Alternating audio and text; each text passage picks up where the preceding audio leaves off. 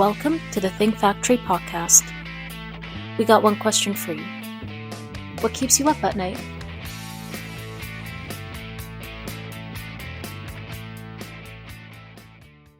Welcome to the Think Factory's Women's Roundtable podcast, where we learn about how women think big and grow their business, powered by OGC Solutions.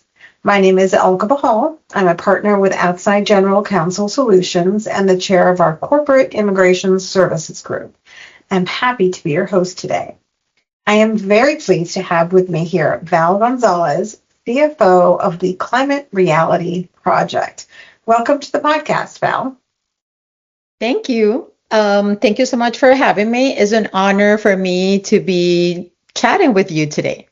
Oh, it's our pleasure. Do you want to start us off by telling our listeners a little bit about yourself and what you do at the Climate Reality Project? Absolutely. So currently I am the Chief Financial Officer, like you said, of the Climate Reality Project. We are an environmental organization founded by former Vice President Al Gore. And our mission is that we recruit, train, and mobilize people of all ages and backgrounds so we can power through the transition from fossil fuels to renewable and clean energy. I've been with the organization since November 2023, so 2 years and some change. And we are a small but mighty organization, and we plan to be here until we see the transition to renewable energy. So as you know, I like to explore how we got to where we are. So looking back at your own career, your own trajectory, what first attracted you to accounting and finance? Great. I would love to say that I chose to be in accounting and finance, but the real story is that accounting and finance chose me.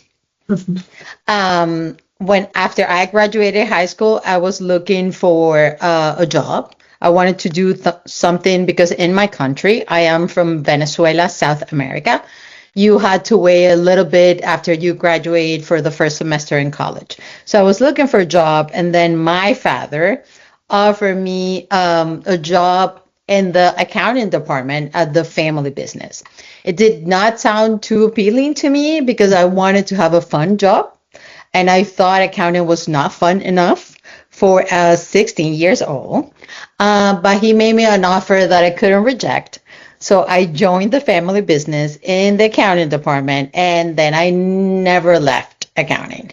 So I started in accounting just by invitation, but I stayed because in finance and accounting, things make sense. And they really align with how my brain works and the order that I feel comfortable with. So it is an area that I did not choose freely, but if I would have known what it is and how it works, I would have chosen 100 times because it really matches what I like to do and what I'm good at. That's wonderful. Somehow we find our ways, right? We find our absolutely, always. Desire. So you hold 3 major professional credentials.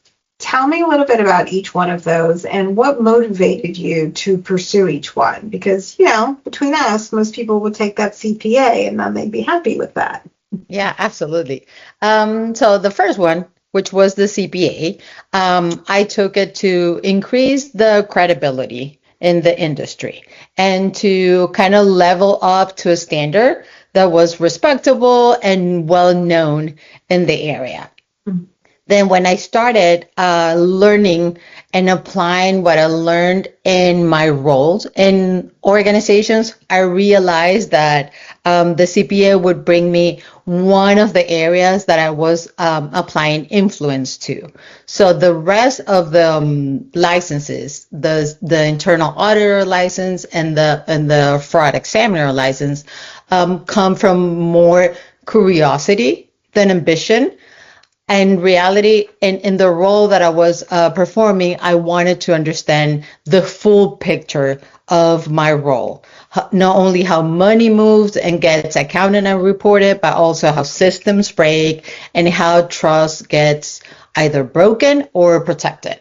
So I think that the three licenses together, along with my experience, give me the confidence and flexibility that I need in my career. Very interesting.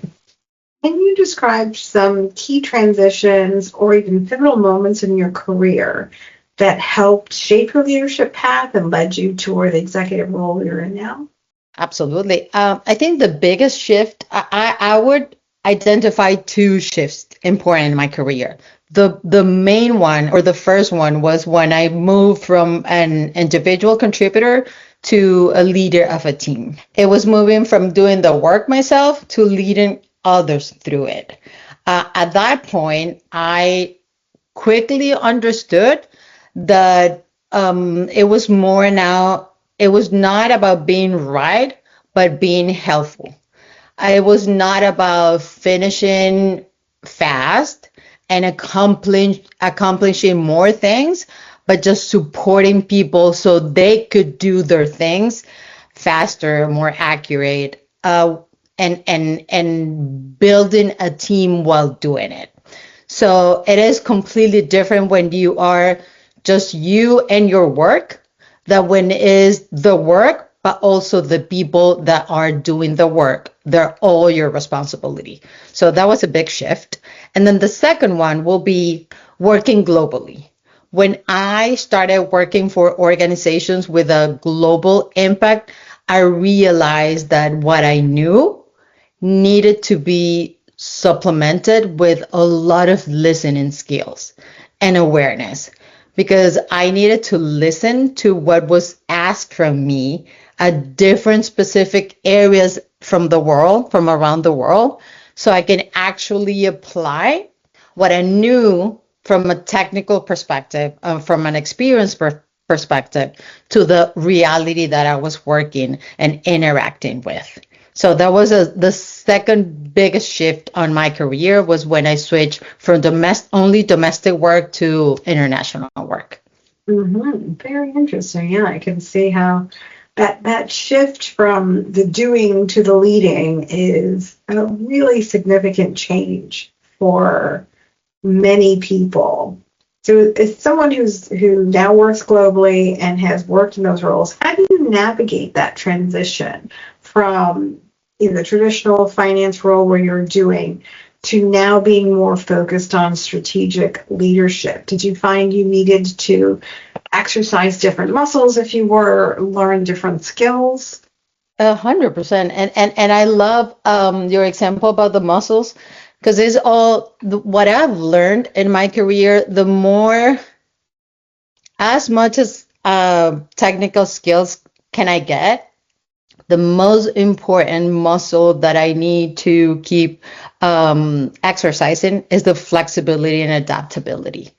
Because you can know a lot about what's technical and where the rules and the principles are, but it's how you apply them in a situation that is always changing, that is very nuanced, and that adaptation needs to happen fast, because more and more nowadays the environments are changing very quickly, and it's your ability to adapt what you know to the actual situation that you are trying to influence. There's a saying that says, it takes a genius to make it simple. So actually the global approach was giving me is the muscle memory for being able to apply what I know to be true in different environments. I think that's actually really important for not only for a financial professional, but for any professional in these days. Yeah, absolutely.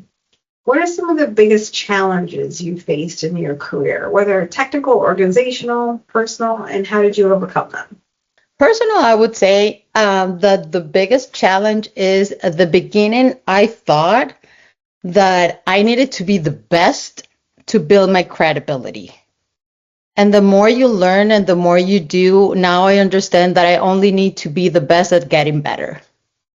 And that is more than enough with what you do.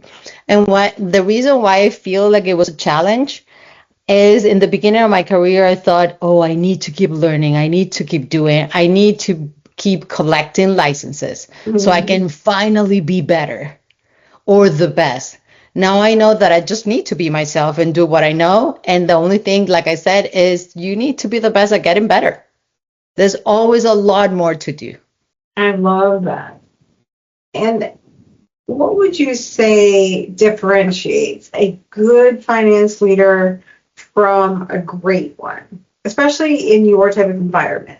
Mission-driven work like the climate project, which is a little bit different sort of in terms of ideology and practicality than the for-profit company, right? Yes. I would say that right now or nowadays, what I feel it makes the difference is I think a good finance leader protects the organization, makes it compliant, and issue balanced financial statements. But a great finance leader, I think, is a business partner that helps fulfill the mission with confidence. I think in finance, we should be partners to enable impact and not to slow down impact. There is a popular shift from being the CF no to being the CF no, like knowing. Like I always say, I'm not in the business of saying no. I am the business of saying yes, and this is how we can do it. So it's the business partnership that I think is crucial in the finance leadership. Yeah, that makes terrific sense. How would you say your experience as an immigrant and a bilingual professional has informed your leadership approach? And do you think that's an asset in building inclusive teams? Oh, I don't only think is an asset, I think is my actual superpower because it has made me more adaptable in my career. And the reason, one of the many reasons I think this happened is because I come from a country where things are not always so rigid or too predictable. So with that reality, it's not too hard for me to coexist with ambiguity. And I usually tend to see and to approach problems from a perspective of the glass half full, because I know from experience that things can be a lot worse. So I think being raised and living for 29 years in a country where things are very fluid and that they move really, really fast and that not all is black and white gives me a lot of insight. And that muscle that I was talking about, being adaptable and flexible, that comes second nature because I have learned that in order to actually exist and survive in the country I was born from. So, like I said, I think it's my superpower. I think it might be. Yes. So you started out your career in a more traditional, for-profit finance roles. How did you make that transition into, the nonprofit space, the mission-driven humanitarian cause? Yes, absolutely. So, like I said, I started really young working within finance and accounting departments. And then I started realizing, like I said, that it really aligned with what I liked doing and what I was good at. So I started working in the for-profit space, or I remain working in the for-profit space, and I was really enjoying it. From a professional standpoint, from an alignment between what I like to do, what I'm good at, and what I was doing. However, there was a piece of the puzzle that I kept feeling that was missing, and that was the purpose alignment. So at some point, I was wondering, is there a way to do this that I'm good at, that is paying well, but I wanted to also serve a good cause.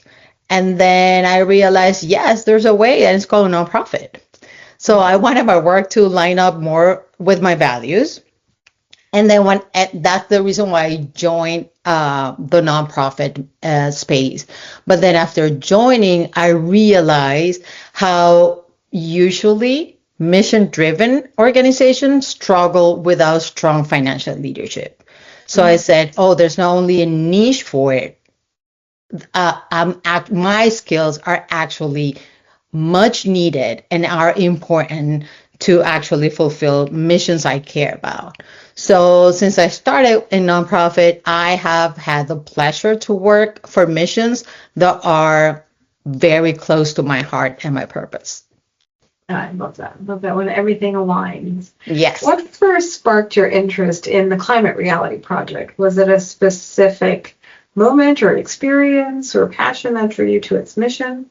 Yes, I was at a moment of my career that I needed to decide what was next and what mission. Like I said, I like to align with missions that I care about.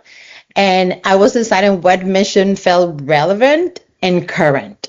So I set two indicators. It needs to feel relevant and it needs to be current. It needs to have visibility, right? Mm-hmm. So when I was doing that analysis, I realized that climate might be the mission of missions because mostly every mission would need that we actually have a planet Earth.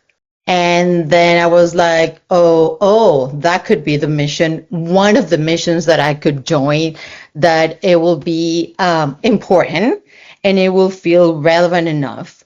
And then it so happened that, and you might not believe this, like after having done this analysis, probably in 3 days, a recruiter called me about the Climate Reality Project opportunity. Wow. It was meant to be. Yes. And it has felt like that for the 2.5 years that I've been with them.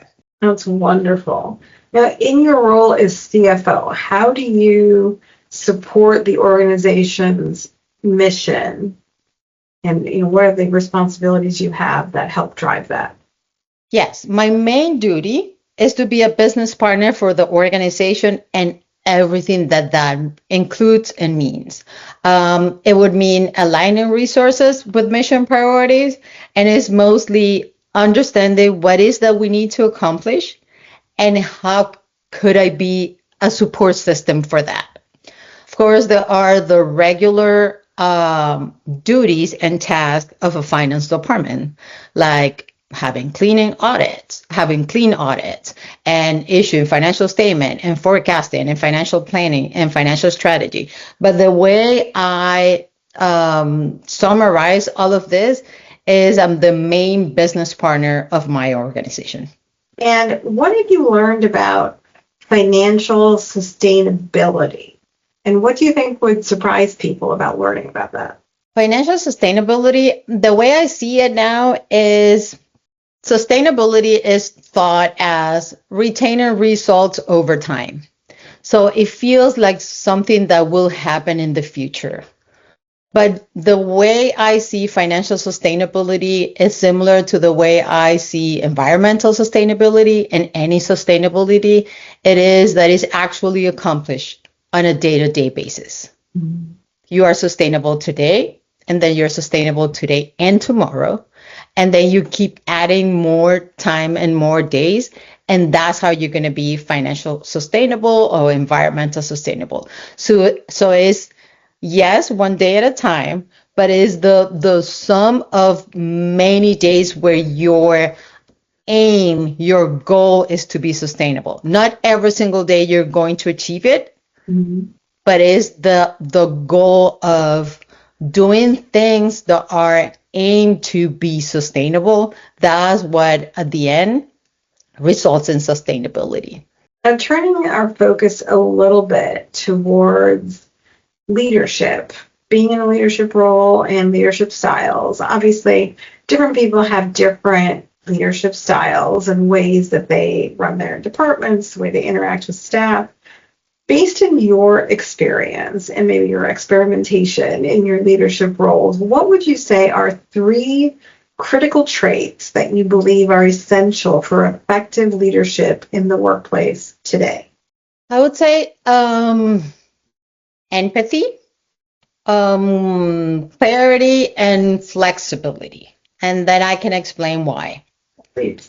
My definition of empathy, not my definition, the definition I like of empathy is you have to meet people where they are. And there's this notion of you have the personal person and the work person, and I think that's actually not true. You are who you are at home and at work. You just have different rules. So when I say this is if you are leading a team and you are not paying attention to what the team members are going through, they're probably not going to accomplish the goals that you have for the team. Because if you have a sick kid at home, you are not going to be at your best. Mm-hmm. And that's life. And it happens. So empathy is you meet people where they are, and people are not in the same place every day. So you pay attention. Then the second one I said it was clarity. I also have a say that I like that clear is kind. Just tell me what you want.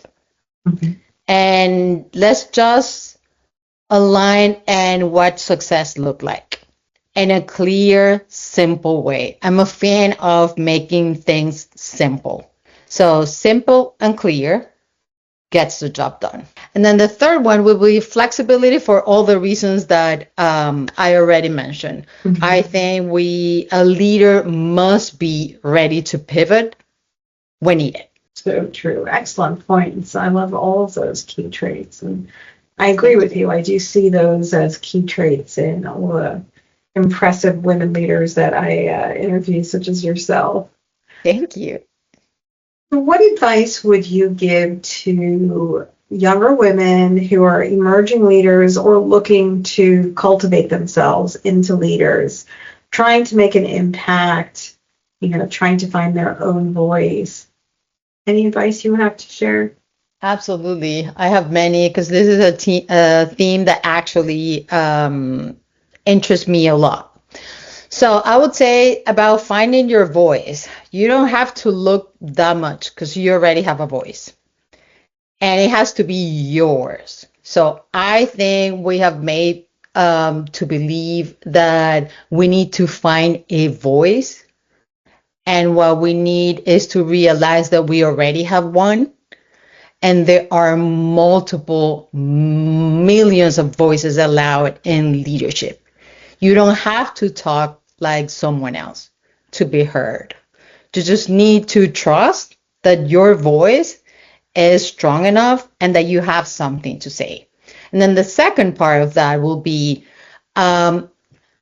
work and invest time in understanding what value you bring to the table. Spend a lot of time understanding what makes me unique, what makes my offer different, because that is going to turn into your edge and your brand. And then when you understand your brand and your edge and the sound of your voice, then you keep working on it, and then you become invincible because it's just being you, but just the best version of yourself. Wow, that's terrific advice. Would you give your younger self any different career advice if you could? Oh, I'll tell my younger self like, oh, there's no rush. Mm-hmm. The career is really long. When they say life is short, I don't think so. You have a lot of time to get prepared, to shift, to pivot, to do the things, to get another license. So make time to stop and smell the roses. Like there's no rush. I felt like I was so rushed to be better that maybe I did not enjoy as much as I could have. Now I'm enjoying my time and doing things that I really that really fill my cup. That's wonderful. That's wonderful. So I have one last question for you before we wrap up, which we did not prepare for, but it is our traditional final question on the Think Factory. And that is, what keeps you up at night? Well, mostly I keep thinking if my grandchildren, Mhm. which I'm really excited about having, and I don't have any, if what we're leaving them will be enough for them. I truly think that we should think more on who's coming after us. And I don't think that's always the case. Yeah, you're really, really on point there, Val. I share that concern. Yes. been Like it's hard terrific. not to. Yeah, it is. I mean, we have to think about the kids. We have to think about the next generations. Yes. Especially with what your work that you're doing in the climate project. Like you said, we only have one planet. We have one Earth. Yeah. And this is where they're going to have to live. So it's been a real pleasure having you on, Val. Do you want to give our listeners some more information about where they can find out more or get in touch with you or maybe find out more about the project? Absolutely. So you can find me on LinkedIn.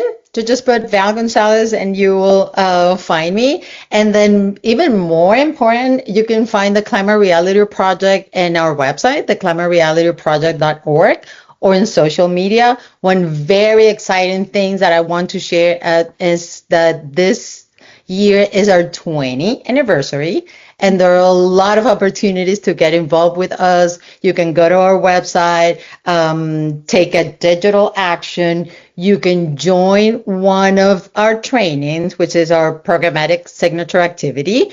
You're going to be trained by Al Gore, and then you're going to come back and go to LinkedIn and thank me for many, many, many days. And then you can also support through a tiny donation, big donation, however you want to celebrate with us that we have been 20 years inspiring climate leadership and action. That's amazing. Wonderful. Congratulations on that milestone.